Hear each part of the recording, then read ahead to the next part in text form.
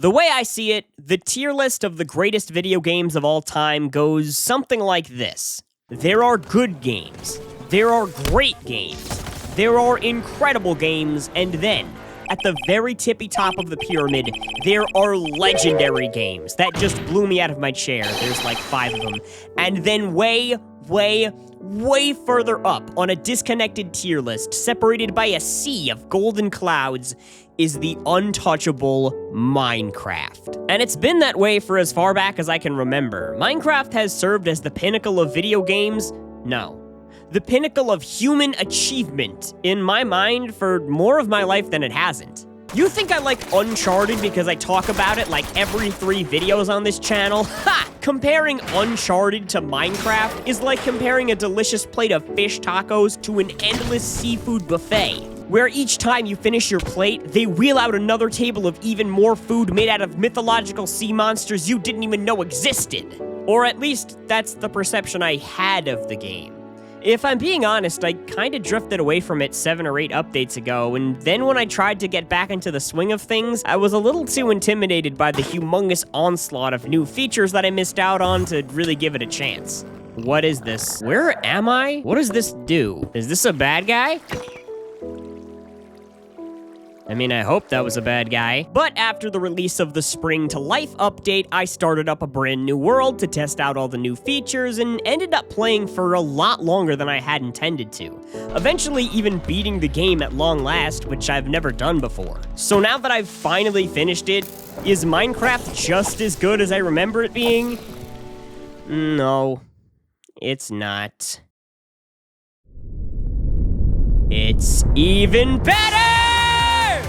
All these years, Minecraft has still got it, baby! Literally all I've been doing for the past 2 months is waking up and playing Minecraft for 20 hours straight, every single day. I can't go more than 50 blocks before finding some other project to take on, to distract me from my current task, which I'm only doing to finish another job, which I honestly forgot what it is at this point. I never understood when people praised games for having a lot of side quests because it always just felt to me like an endless list of chores I can never realistically finish. But aside from the quote-unquote final boss, Minecraft has no quests or goals or anything you're supposed to do. And even when you do reach the end, the game makes it crystal clear that you haven't even made a dent in Minecraft's gameplay, as you're then given access to a whole new dimension of items and mechanics you didn't have earlier, thereby reinforcing the notion that just because you beat the game doesn't mean you're even close to finishing.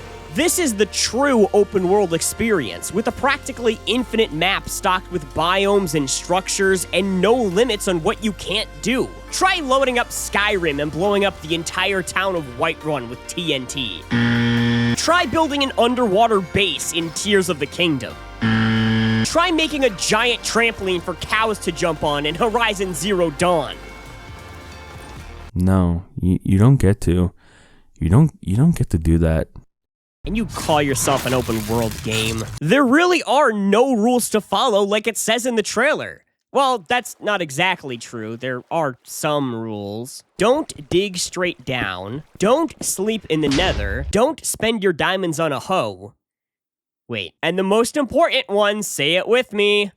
Don't mine at night! Now, raise your hand if you've never heard of Minecraft before and need an explanation on what it is.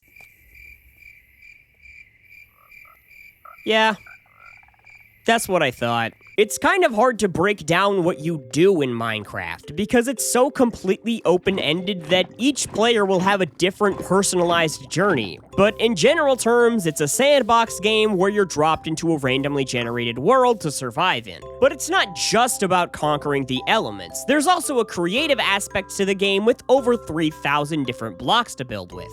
There are some really talented people out there making some really amazing stuff. And while I'm not building any life-sized Hogwarts castles, I'm still proud of what I threw together. Like this guy.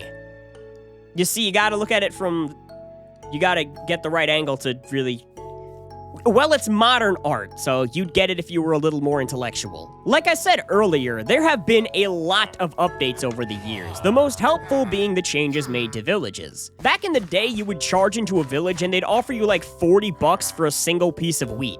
So you'd steal their stuff, kill everyone, and burn it to the ground. But nowadays, the villagers are way more useful. A good 40% of my time playing was spent on building up the nearby village to be larger and have better trades. The only thing is, I feel like they now have the opposite problem. They're kind of overpowered at this point. Not just because the items they sell are some of the best in the game, but also because of how easy it is to make money. And there's no faster way of going green than the most broken crop in Minecraft history: bamboo. Sorry, did I say bamboo? I meant money trees. You see, bamboo not only grows quickly, and I mean really quickly, this stuff is like frickin' magic, but it can also be crafted into sticks at basically no expense, which the villagers are more than happy to take off my hands. Now stick with me here as we get into the math of it. If I can harvest roughly 3,600 bamboo every 45 minutes, and every 2 bamboo make 1 stick, and the villagers will trade 32 sticks for an emerald, then logically, I'm a billionaire. And that's not even counting my other farms. I've got food, potion ingredients, animals. Basically, if I can turn a profit by farming something, I am. And if I can't turn a profit by farming something, I probably still am. Seriously, why did I invest so much time in bees and cocoa beans? They do nothing. They've added so much stuff over the years. Sometimes I feel like they've added everything they could add. Like I've seen everything there is to see in Minecraft. I've seen redstone, blackstone, cobblestone, sandstone, glowstone, dripstone, grindstone, honeycomb, diorite, calcite, andesite, netherite, froglite, shroomlight, endermite, dynamite, rock copper, cut copper, chisel copper, wax copper, weather copper, terracotta, axolotl, that's a lot of pig zombies, village zombies, sand zombies, ocean zombies, stack zombies, horse zombies, baby zombies, chicken jockey! Some people say that they've actually added too much to the game and that Minecraft was a lot more fun in the earlier updates or even back in the beta versions due to the simplicity. So I went back and played a little bit of beta 1.7, the supposed golden age of Minecraft, and honestly, I see where the sentiment comes from. I still wouldn't say it's better than the modern game. I think I prefer having a ton of unique bosses, upgrades, and farms to work on. But once those things are stripped away and you're just mining and crafting and surviving the night, it's a lot easier to build really cool and intricate stuff because there's no bells and whistles to distract you. You ever look at really old Minecraft worlds and wonder how everyone found all the time and resources to create such monumental fortresses? Well, it's because way before horses, endermen, or even the hunger bar, nothing was there to pull you away from mining all day and night until you amassed an entire double chest of cobblestone, then spending the next 12 in-game days putting together a castle worthy of a king. When I build bases in today's Minecraft, I usually just make, like, a box. And if I'm feeling really artsy, I put a basement in that thing. I prioritize efficiency and get my work done ASAP so I can get back to my next objective. In beta, I didn't really have anything else to get to, so I took my time and created a really sick-looking house. I know there are better ones out there, but I'm pretty sure this is the best that I've ever made, because building cool stuff is the objective. I'm not saying you're stupid for playing the current version, and I'm not saying you're bitter for playing the original. I just think at this point, Minecraft is a completely different game from how it started out, and I'm really glad that all of the earlier updates are thankfully still available to download in the launcher. Beta Minecraft can be really relaxing and serene sometimes, but it can also be pretty unsettling. The mysterious fog at the very edge of the horizon is way stronger in this version, especially if you're playing on a low render distance. And I think it's that eerie vibe of being stranded alone in this world that sparked the creation of the Herobrine myth. I don't know if newer players are aware of just who or what Herobrine is, so I'll give it to you in the simplest terms I can. Back in 2010, a rumor started circulating that a spooky figure was haunting single-player Minecraft worlds. going by the name Herobrine and wearing the default player skin but with whited out eyes. A few doctored screenshots here, a few fake live streams there, and eventually the story grew so big that Mojang themselves got in on it and started insisting they'd removed Herobrine at the end of each update's patch notes, a joke they still continue to this day. Eventually, an entire lore was assigned to the character, stating that he was the game creator's brother, and you could summon him by building a Herobrine altar, but I'm not gonna be doing that in this video. Not because I don't believe it, but because the last time I summoned a supernatural entity, it did not end well. And if you thought Herobrine would never have the blocks to show his face in modern Minecraft, how do you explain this screenshot I took on the latest version 1.21.5? Look closely. What, you think that's fake? Well, did I fake this one? Or this one? Or this one? Or this one? Or this one? Or this one? Or this one? Oh, wait. Get that one off the screen. Or this one? Or this one? Or this one? Or this one? Or even this one?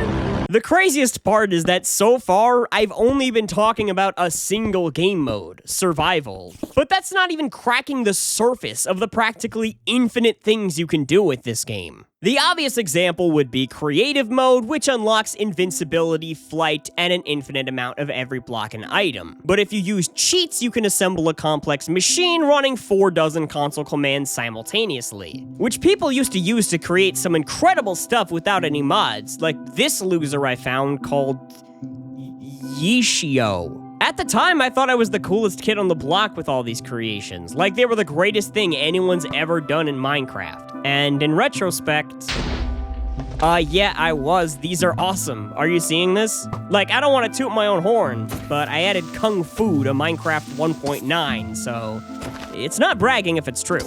In all seriousness, though, I am actually surprised at how well these creations hold up, even if some of the things I made eventually became obsolete when Mojang added them for real. A lot of it was features I felt would genuinely fit into the world of Minecraft, like this one that lets you trade with villagers for special enchanted books, and then use those enchanted books to apply potion effects to golden apples. Oh, and at some point I even made a resource pack that changes everything in the game to be Nicolas Cage, like that old Zelda mod did, and when I went to check on it again for the first time in about 8 years, I found out it has over 130,000 downloads. Why? I don't know why, you tell me why. And if you ever get lonely playing all by yourself, there are literally hundreds of multiplayer servers to join. A lot of them are just regular survival Minecraft with friends and enemies, but there's also quite a few with loads of custom minigames to play, like Hypixel, which to my knowledge is the current busiest. Many of you are probably already familiar with most of the games on here, so instead of explaining each one in detail, here's a quick top 5 list of just the very best. Number 5, Sky Wars. There's a few different modes, but the standard involves a whole lot of people starting on floating islands, gathering loot, and battling to the death by either knocking other players into the void or just killing them outright. A strategy I would recommend is booking it to the center as soon as the game starts and building an obvious underground base which looks just out of place enough to lure players in. Then once someone drops down to investigate, break the floor beneath them and drop them into the void. It sounds stupid, but it has like a 50-50 chance of working. Number 4, survival games. The tried and true Minecraft Battle Royale older than time itself. I've played hundreds of matches over a dozen servers, and I've won a grand total of absolutely none of them. Hypixel's Blitz survival games features different kits players can choose in advance that are given to them 60 seconds after the start of the game. For example, the Hype Train!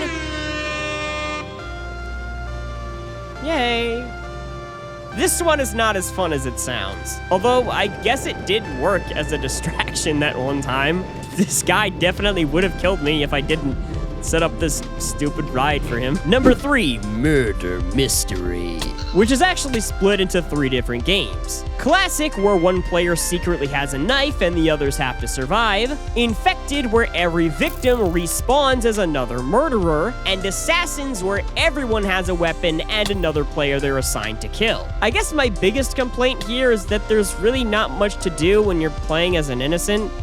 It gets kind of boring after a while. And then when you finally do become the murderer, it's like, oh my gosh, I played like 30 rounds as an innocent and I'm finally the murderer! Number 2, Duels. Raw player versus player, where you and another guy just pummel each other. It sucks, it's not fun, I hate it, I can never win. I've played probably 1,000 rounds in the past week, and I'm about to play 1,000 more because I'm a glutton for punishment, and this game is looking like a honey ham. There's a dozen other modes, but the only one that really switches it up is Bridge Duels, where instead of killing the other player, you score points by making it across to their base. Now instead of getting unhealthily enraged over my lack of PvP skills, I can get equally as furious at my lack of building skills. And number 1, the crowd favorite, Bed Wars. Fight to the death in the sky while gathering power-ups and protecting your bed, because once someone breaks it, you can no longer respawn. If you want advice from me, which, trust me, you don't, I'd say that only cowards put defenses around their beds, and only dorks upgrade their armor. Just get a stick and a couple fireballs and rush them. It'll work, it's fine. Yeah, it's working out just fine. I kind of want to see the statistics on how many times I was killed by another player versus just walking off the edge while trying to bridge my way across. It is not easy to get the timing right. Well, unless you're that guy, methinks he might be cheating. Whew, that took a while, but there it is, a full review of Minecraft and everything in it. Or at least, most of the things in it. I only left out a couple, like resource packs, hardcore mode, redstone, adventure maps, parkour, RPG servers, dropper, skins, mods, note blocks. At what point can you truly look at Minecraft and say you've experienced 100% of what it has to offer? When can you honestly say you've experienced 10%? You want to play Counter-Strike? Boom, it's in Minecraft. You want to play Luigi's Mansion? Boom, it's in Minecraft. If there's something that you want to do, it's in Minecraft. And if it's not, you're given every tool you could possibly need to add it in yourself. Everyone has that one game that they just don't understand how it got as popular as it did. I look at Minecraft and I know exactly how it blew up. Because of its limitless freedom and potential for creativity. Look at how many games since then have tried to copy the formula and just fell flat on their faces. Big budget projects with photorealistic graphics and hundreds of people on board, just getting walloped by one Swede playing with blocks. And while it's not fair to give Notch all the credit for the game as he left right after its official release, it's always amazing to watch these $30 indie games rule the gaming world, propped up by nothing but their own merit. And, you know, Microsoft these days, but we don't talk about that. I'm sorry, I know I'm getting way too hyped up over this, but you gotta understand. I spend every moment I can spare talking about video games on the internet. I've been at it for over a decade now, and for all that time, there's never been a shadow of a doubt that one game rules over all the rest. Minecraft.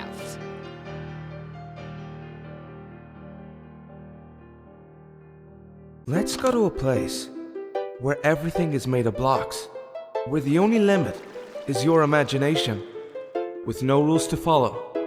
This adventure, it's up to you.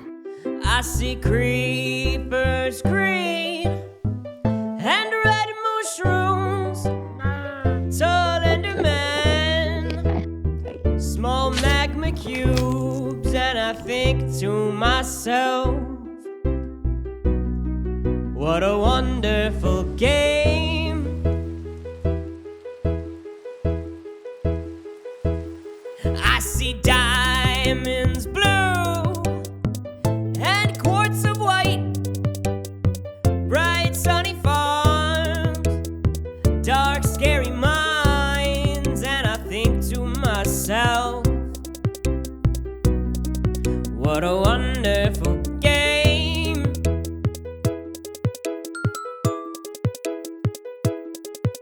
The sound sound of all the fireworks exploding in the sky sync up to all my TNT kabooming in the mines. I see folks making builds I can barely comprehend.